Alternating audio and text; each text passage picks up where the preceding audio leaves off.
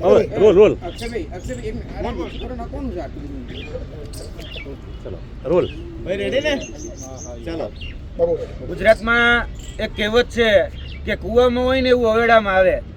તો જ્યાં ઘાણવત દાજી ગયેલો હોય ત્યાં પરિસ્થિતિ કઈ રીતે નિર્માણ થાય, શું નિર્માણ થાય, આજે મારે એની વાત કરવી છે. આજની ચર્ચા એ નકલથી લઈ અને નકલી સુધીની છે. કારણ કે જ્યાં પાયો જ નબળો છે, જ્યાં કહી શકાય કે શિક્ષણમાં જોવા જઈએ તો શિક્ષણના જે વિદ્યા સંકુલો છે એ વિદ્યા સંકુલો અત્યારે વેપારોનો અડ્ડો બની ગયા છે. અને આજે એક એવી સંસ્થાની વાત કરવી છે. ગુજરાતમાં વર્તમાનમાં યુનિવર્સિટી દ્વારા પરીક્ષાઓ ચાલુ છે.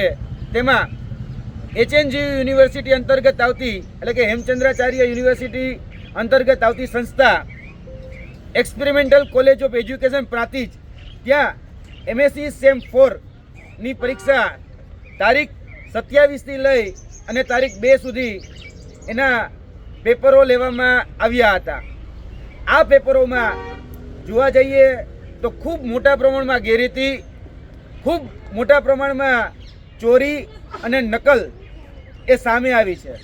જે આજે આ પ્રેસ મીડિયાના માધ્યમથી એ તમામ ગુજરાતના સામાન્ય નાગરિક જન સુધી પહોંચે એટલા માટે આજે એના અલગ અલગ 24 વિડીયો એ અમે આપી રહ્યા છીએ. અને એ 24 વિડીયોમાં જે HNGU અંતર્ગત MSc સેમ 4ની જે પરીક્ષા હતી તેમાં ઉમેદવારોને ત્યાંના જે સંસ્થા છે એ સંસ્થાના સંચાલકો અને એના વહીવટદાર દ્વારા અલગ અલગ સાહિત્ય આપવામાં આવે છે. તો પહેલા વિડીયોમાં તમે જોશો કે આમાં જે પરીક્ષાર્થીઓ છે એ પરીક્ષાર્થીઓને સાહિત્ય એટલે કે HNGUની જે સરકારી ચોપડીઓ છે એ આપી અને ક્યાં કયો પ્રશ્ન છે એ વોટ્સઅપ ચેટના માધ્યમથી પણ એને અવગત કરવામાં આવે છે. પરીક્ષાનો જે સમયગાળો છે એ છે 3 થી 5:30નો. અને આ જે 3 થી 5:30 વાગ્યાનો જે સમયગાળો છે જે HNGU દ્વારા જે ટાઈમ ટેબલ રિલીઝ કરવામાં આવ્યું હતું એ ટાઈમ ટેબલમાં જોઈએ તો 3 વાગે પેપર શરૂ થાય. પરંતુ અહીંયા તમે જોઈ શકો છો કે આ 27 માર્ચની આ પહેલી ચેટ છે વોટ્સઅપની અંદર. આ 27 માર્ચમાં આ જે પેપર છે એ પેપર 2:30 વાગે જ એ વોટ્સઅપની અંદર આવી જાય અને ઉમેદવારોને કહી દેવામાં આવે કે આ પ્રશ્ન જે છે એ કયો પ્રશ્ન કયા પાના છે.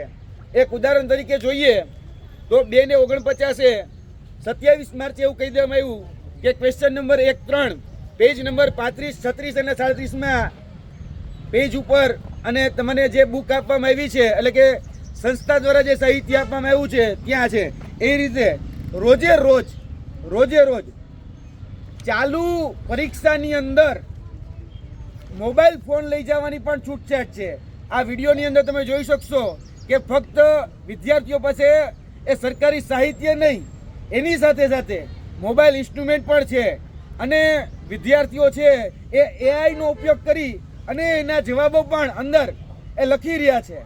અને વિદ્યાર્થીઓમાં કદાચ કોઈને પ્રશ્નનો જવાબ ન આવડતો હોય તો ત્યાંના જે સુપરવાઇઝર અને ત્યાંના જે સંચાલક છે એ સંચાલક એટલે કે સંજયભાઈ પટેલ હોય, આ છે એમના સંચાલક સંજયભાઈ પટેલ, જે એક્સપેરિમેન્ટલ કોલેજના કરતા ધરતા, અને તેની સાથે સાથે બીજા જે અન્ય છે અશ્વિન કુમાર ભીખાભાઈ પટેલ, જે ત્યાં ક્લાર્ક અને વહીવટદાર. એ તમામ પ્રકારનું મટીરિયલ માની લો કે કદાચ કોઈ પ્રશ્ન કોઈ બુકમાં નથી તો એને જાતે વિદ્યાર્થીઓને લખાવી અને એ વિદ્યાર્થીઓને પ્રશ્નનો જવાબ લખાવી આ રીતેની નકલ વિદ્યાર્થીઓના વોટ્સઅપ ગ્રુપમાં ત્યારે ને ત્યારે આપી દેવામાં આવે. એટલે વિદ્યાર્થીઓને જોવા જઈએ તો તમામ સુવિધાઓ આ પ્રકારની આ એક્સપેરિમેન્ટલ કોલેજ જે પ્રાંતિજ ખાતે આવેલી છે તે આપી રહી છે. એટલે આ નકલથી નકલી સુધીની સફર આપણે ઘણી વખત જોયું છે કે ભાઈ નકલી ડૉક્ટર પકડાય છે કે નકલી કોઈ અધિકારી પકડાય છે તો એના મૂળ પાયામાં જે કોઈ વસ્તુ રહેલી હોય ને તો આ છે. કારણ કે પાયો જ એ જોવા જઈએ તો પાયાનો ઘણો દાજી ગયેલો છે અને એ પાયોમાં નકલ કઈ રીતે કરવી અને તમામ પ્રકારનું જે સાહિત્ય છે એ સાહિત્ય સંજયભાઈ સિંહ પટેલ હોય કે અશ્વિનભાઈ ભીખાભાઈ પટેલ હોય એના દ્વારા આ પૂરું પાડવામાં આવે છે. અને જોવા જઈએ તો આ સૌથી મોટું જડ શિક્ષણમાં જો સુધારો કરવો હોય તો આ માધ્યમથી અમે HNGUને કહેવા માગીએ છીએ કે આ એક કોલેજ નથી, તમારી અંતર્ગત આવતી 700 કોલેજોમાં 90% કોલેજોમાં આ જ પ્રકારે ગેરરીતિ, ભ્રષ્ટાચાર ને કૌભાંડ એ ચાલે છે. આ એક દાખલો મેં સામે લાવ્યા છીએ.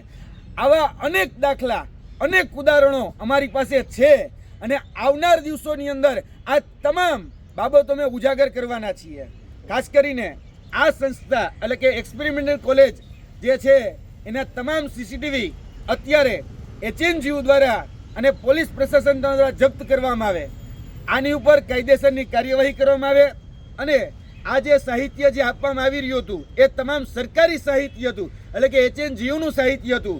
વોટ્સઅપની અંદર જે ચેટ છે એ તમામ ચેટ આ પ્રેસ મીડિયાના માધ્યમથી સરકારશ્રી સુધી પહોંચે અને જાહેર નાગરિક સુધી પહોંચે એ પણ આપી રહ્યો છું, જેથી કરી આમાં વોટ્સઅપની અંદર થયેલી ચર્ચા અને જે નકલ કરાવે છે એ નકલ કરાવનારના પણ વિડીયો, એવું નથી કે એક ક્લાસરૂમનો વિડીયો, અમે બીજા અલગ અલગ ક્લાસરૂમમાં જઈને પણ આ વિડીયો ઉતારેલા છે અને આ વિડીયોમાં તમે જોઈ શકો છો કે અલગ અલગ ક્લાસરૂમમાં જઈ અને આ પ્રકારે બધા જ ક્લાસરૂમમાં એ MSc સેમ 4નું પેપર જે ચાલતું હતું એમાં બધા જ ક્લાસરૂમમાં ચોરી કરાવવામાં આવે છે, માથે રહીને ચોરી કરાવવામાં આવે છે. HNGUના સત્તાધીશો મોટાભાગની આ વાત એ જાણે છે, છતાં પણ એ બધા જ ધૃતરાષ્ટ્રની ભૂમિકામાં, ગાંધારીની ભૂમિકામાં આવી ગયા છે. આખે પટ્ટી બાંધી અને આ બધું જ ચલાવી રહ્યા છે.